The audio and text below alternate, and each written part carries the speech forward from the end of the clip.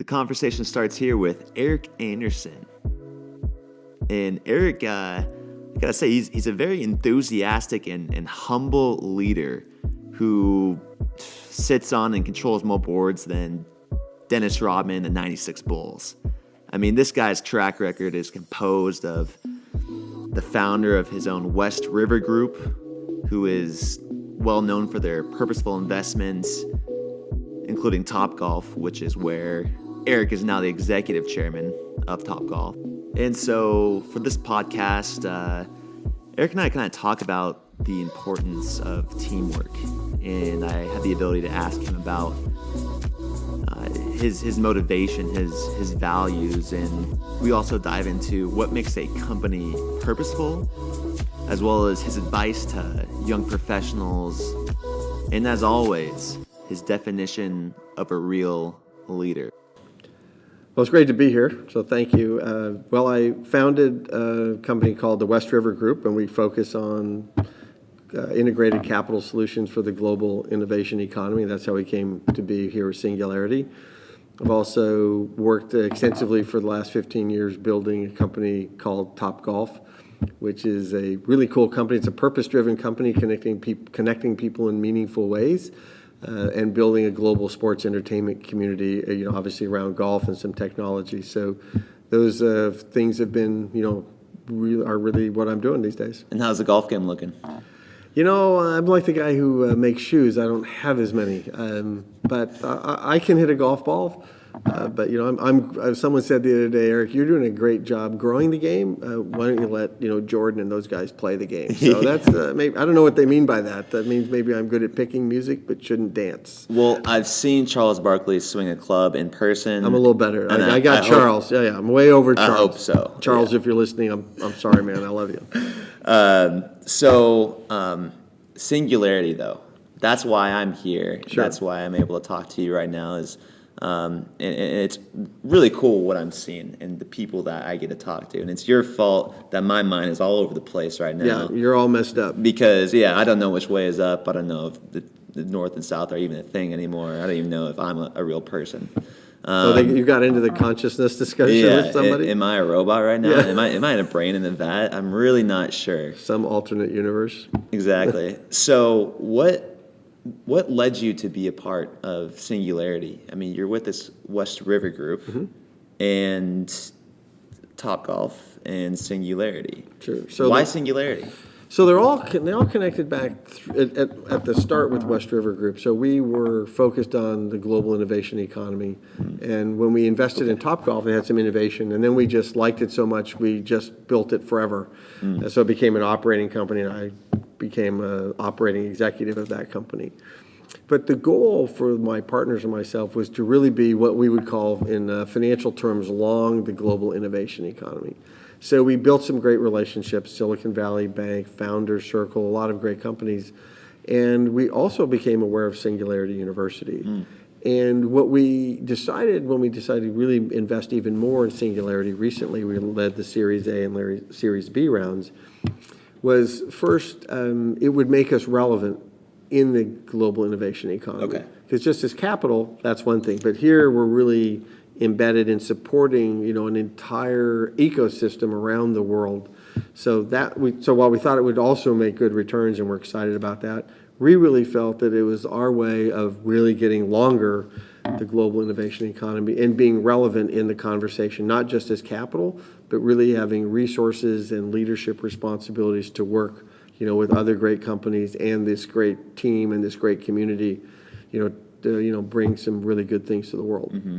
And when you're talking about purpose-driven companies, you just said Topgolf. It's a purpose-driven company. Yes. We're bringing people together. We're talking about stuff. I guess when I think of purpose-driven company, I think of more of the conscious capitalism approach, the sustainable companies, people that are doing well by doing good. But that also fits into that category as well. How do you defer those two, whereas a sustainable company and a purpose-driven company? Well, I think sustainability should be just built into the probably ecosystem and the design of every company. We should be thoughtful about that. So you could have a company whose purpose would be to bring sustainability to every company in the world. That would be different than being sustainable. Right. That would be your purpose. Our purpose, so we have a lot of sustainability built into Topgolf, and we can always do more, but we're working on that. But our purpose is to connect people, in meaningful ways. We hope to do that with, in a sustainable way, whether it's how we design, how much energy we use, materials, et cetera. So that's how I think about it. So one is integrated into the fabric of how you do what you do, and the other is, why you're there. Definitely.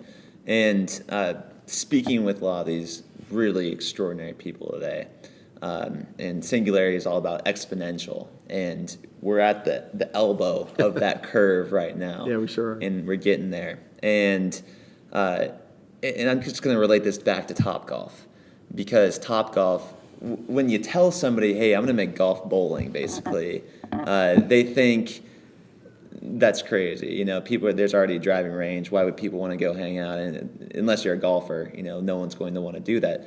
But did you see something different? And what was your role and involvement with Topgolf? Well, I'm really smart, so I'm sure I saw something different.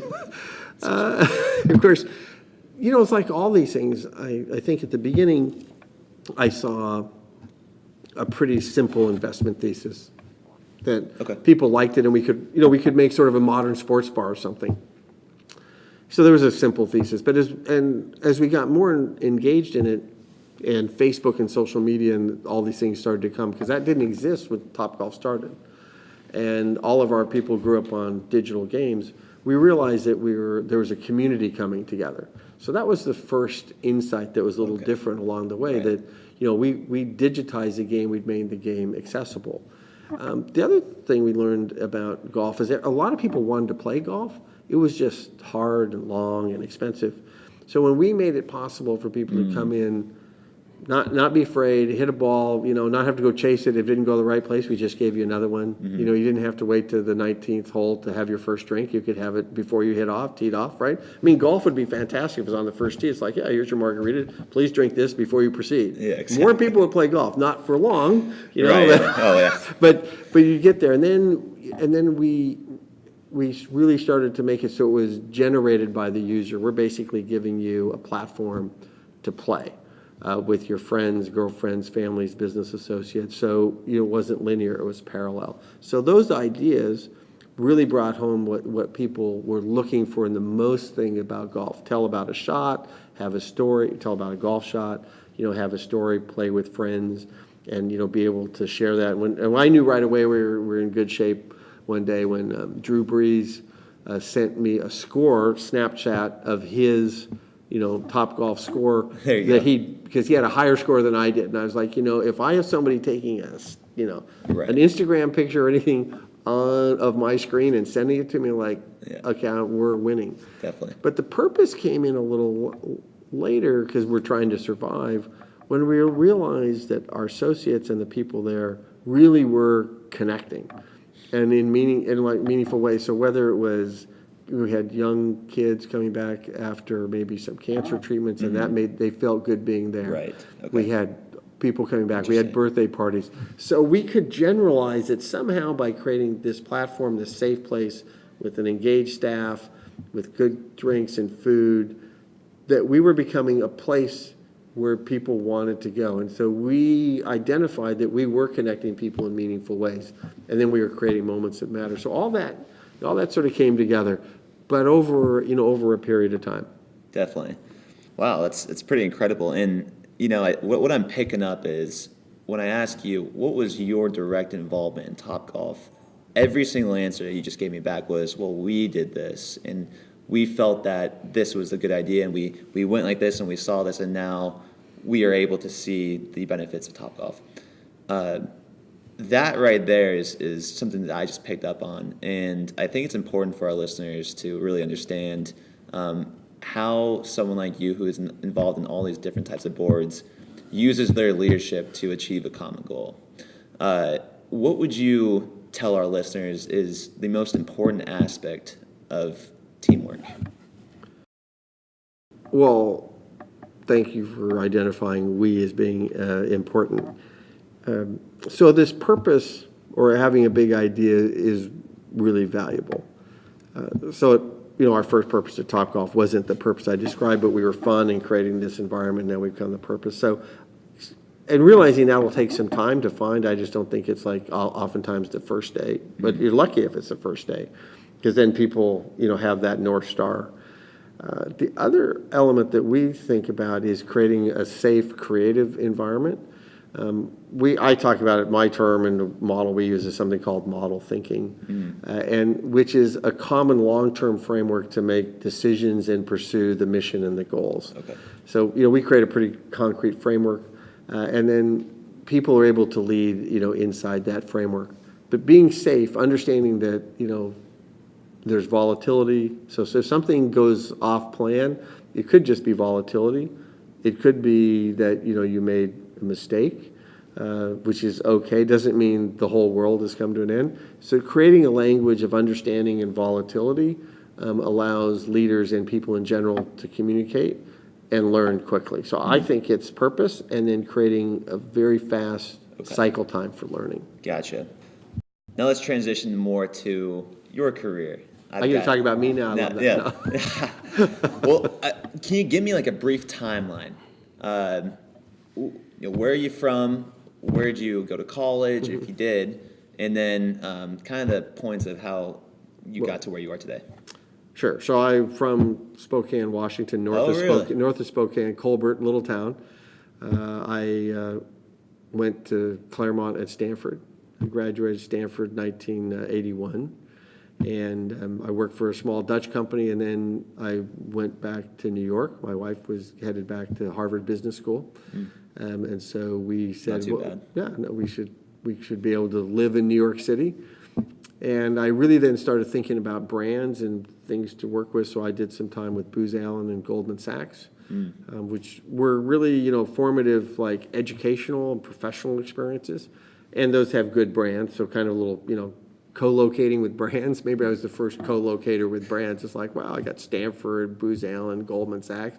Even though I'm not good looking, I'm really smart, right? Like Zoolander, really, really good looking. And so then I really made a value decision at that point to move back to the Northwest. So I collected business experience, and I made a value decision, be close back to the Northwest, close to my family. I didn't want my mom or dad to die and me be in France doing some deal for Goldman Sachs.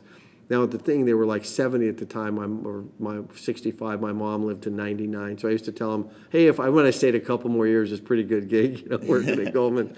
But I made a values decision at that point in time. Sure. And then I started to build on those brands, platforms, and thinking, and built some companies and had some experience working with family businesses, starting a life science fund, Fraser and Company with Alan Fraser, which is successful, and then starting, my own business. West River Capital, now the West River Group. So that was sort of those were the elements as I went through there. So big brands, and then kind of a values decision to be with close to my family, and then making the decision really to build business and build my commercial future from there. Definitely. And you're speaking about values. Is there something behind that motivates you to do what you do every single day, or is it just, this is just how I am? Well, there's two things. I'm curious, so I just have a bad habit of, trying to figure stuff out and think about things. And businesses are a fun way to be curious, so I'm very curious. I think that the opportunity to help people create jobs, I do have a sense of stewardship. So I think if you're able to go to Stanford University, I went to Stanford, Claremont, Stanford, and you go to those places that, over a long period of time, society in general has invested substantial resources for those seats. Mm-hmm. Those seats are really valuable. Never seemed quite right to me that you would use that seat and then retire. Mm. So I'm not a fan of early retirement. Because I would say, as a white male in this society with a Stanford degree, if I couldn't, make a pretty good go of it, that you didn't try hard, or you shouldn't have gone there in the first place. Totally. But after that, really being a steward of those ideas and trying to put them forward and being either a thoughtful leader, a thoughtful contributor, and not stopping, not ending the race early just because of some personal goals, I think is really important. I also think it's what gives society in general a sense of hope. So I'll give you an example. Just, why I like this thing, just because you have the right to do it doesn't mean it's the right thing. I'm not the first person to say that. But I think I think my consumption of entertainment is more important than, someone's child's education. At its very core level, right, that's really a hurtful thing, especially when I know I can help. Mm-hmm. And it doesn't mean, that you can't have fun and you can't play golf or you can't do those things in balance, but to actually stop and not be engaged with, all those people, especially when you took the seat. Mm-hmm. I took the seat, and I think there's just a real obligation that goes with that seat. And if you do that, then I feel I can look anyone in the eye, mm-hmm. Any family, and go, I'm engaged, I'm working every day, I'm creating jobs, I'm trying to listen, I'll help you. Then the moral fabric of the country or your community is actually in place, because they can't expect me to do everything, because that's not realistic. Oh, yeah. But if I've quit on them, and I view sometimes retirement as quitting on those young people, mm-hmm. they actually have a pretty high moral standing to not think very highly of me, which can either mean they're grumpy or they have despair. So I prefer hope to despair, mm-hmm. and I think they also have every right then to tax me. Mm-hmm. Just in terms of, that they're going to feel that, as opposed to I'm working and taking those resources and really, trying to invest back in them. So I have pretty strong, a high standard for that thinking, which is why I probably just turned 60, why I'm probably still doing this. You look a day over 40, man. Yeah, thank you. Looking great. I'm buying you a drink later at Topgolf, free passes for life. That's what I'm talking about. Yeah, I love it. So, but I can't. I really think that hold you to it. I really think that as leaders and people with resources, it's really important to not, to continue to contribute and to stay engaged, because whether it's whoever it is and wherever they are in building their lives, it's actually very important that they feel that, I'll say, people who've either had the good fortune or maybe done some good work, that they feel that I fundamentally am, engaged with them and making their lives better, and, believe, I like to say everyone's, worthy of, my respect and their dignity. So if you don't stay engaged, I do believe you're making, maybe not making the most positive statement. Definitely.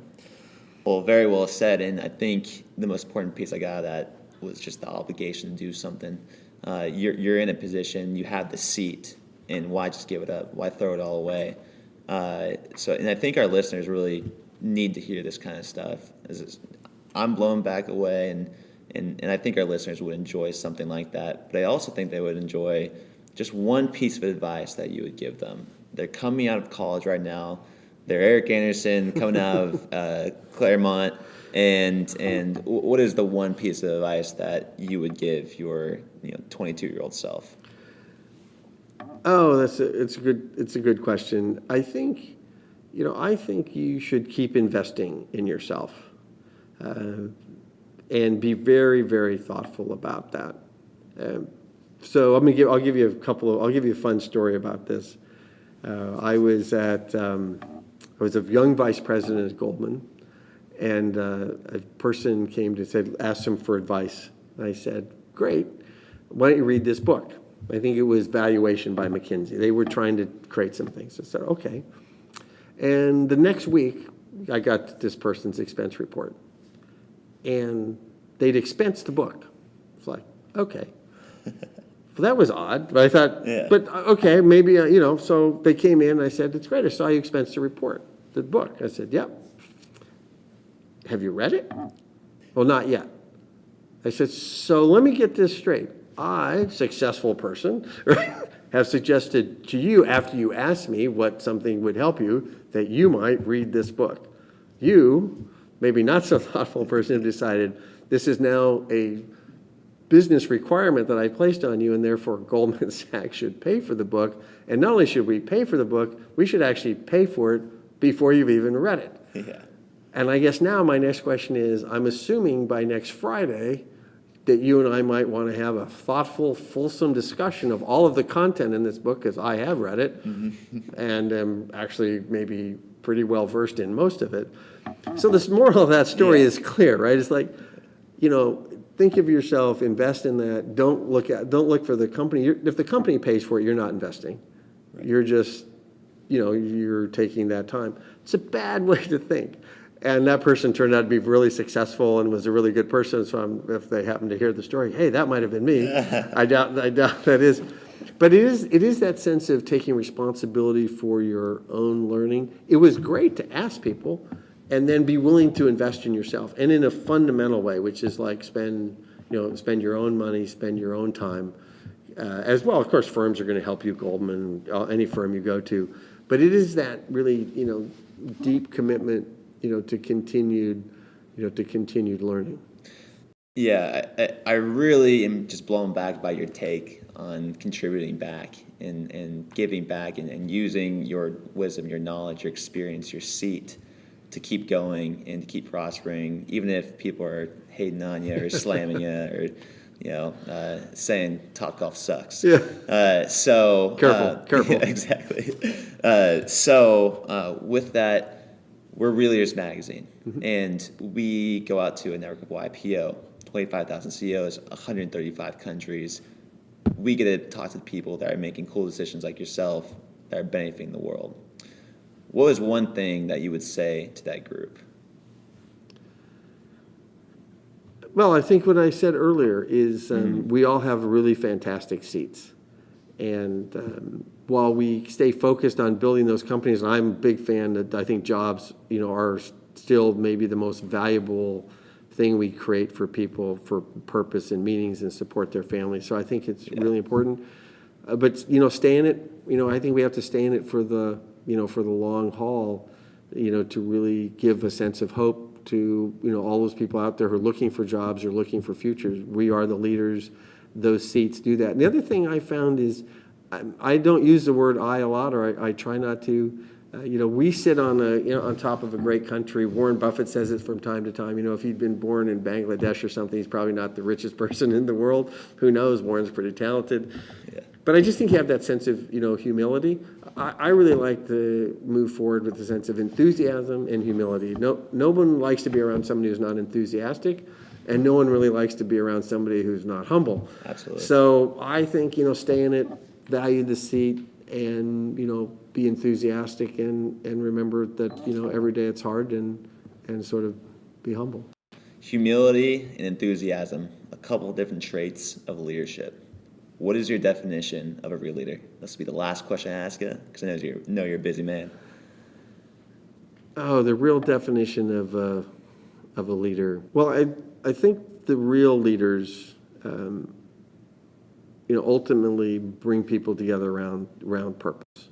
Okay. Just no way, there's just no way around that. You can manage to end products, you can manage results, you can manage to profit. But I think leaders, and I happen to know some. My mom built a nursing college. I got to know Jeff Brotman and Jim Senegal. They had this real purpose of really bringing value to this large group of customers. Howard Schultz, doing also, whether it's Walmart. They find this, this sense of, purpose. People who build hospitals, so it's everywhere. I just think whenever you find, the best leaders, they really have, found a meaningful purpose and a way to bring people together around that purpose and put those other people. Actually, they put the purpose first. I think of making leaders, make decisions. So we could start with purpose, then we could say it's by principle, which are really important. The third level might be preference. It's okay as long as we know, hey, we like A instead of B. It starts to deteriorate from there pretty quickly. Politics and then power. The further you get down in the P's, it's not very good. But if you think about purpose and principle, you'll be in good shape. Well, Erik with K. Anderson, appreciate your time. All right, thank you very much. There you have it, ladies and gentlemen. Teamwork, lifelong obligation, purposeful values, and leadership. Some of the most important career lessons that myself and many others are striving to add to our repertoire. But wasn't he cool? It's people like that who you just want to work for, and a big key to that is humbleness. Every time I'd blow smoke, he just laughed and just made fun of himself. It's just the little things that really do make a difference. In fact, when he was being escorted out because he had to go to his next obligation, he stopped to tell us a quick story about the real Usher Raymond, calling him on his personal cell phone to squeeze in 15 more minutes of practice at Topgolf with some of Usher's friends. I guess that's when you know you're cool. So, we just want to thank Erik for his time and, my lifelong free drinks and membership at Topgolf, and we wish him the best with his future endeavors. Folks, if you like this interview and you want to see more leaders, pick up your free magazine today at www.real-leaders.com/shop. That's www.real-leaders.com/shop. And click on one of the back issues. I promise, they're still good. They're lifetime and lifelong leadership lessons. And type in free mag, capital F, capital M, and this is going to give you a free magazine. The shipping, however, is not included. But I got to tell you what, there are lifelong leadership examples in there that you can implement into your everyday life. I think we're really trying to bring the best leaders to the world's biggest problems. So if you're a leader out there, pick up your magazine today. And I guess folks, that's going to wrap it up for this podcast.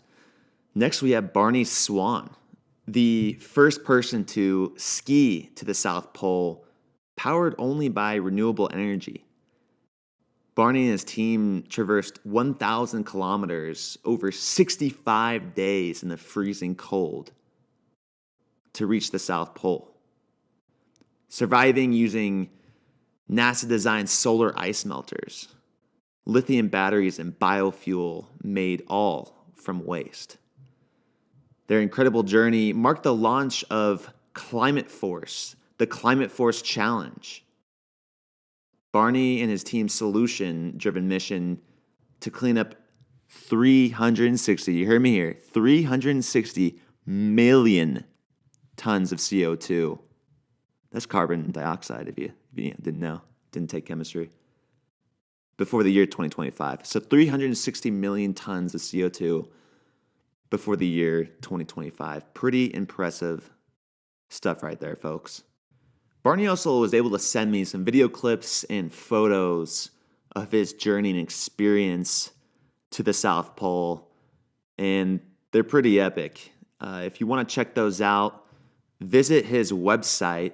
It's barneyswan.com, and you can navigate from there, as well as check out our social media page at realleaders.shortcuts on Facebook and Instagram.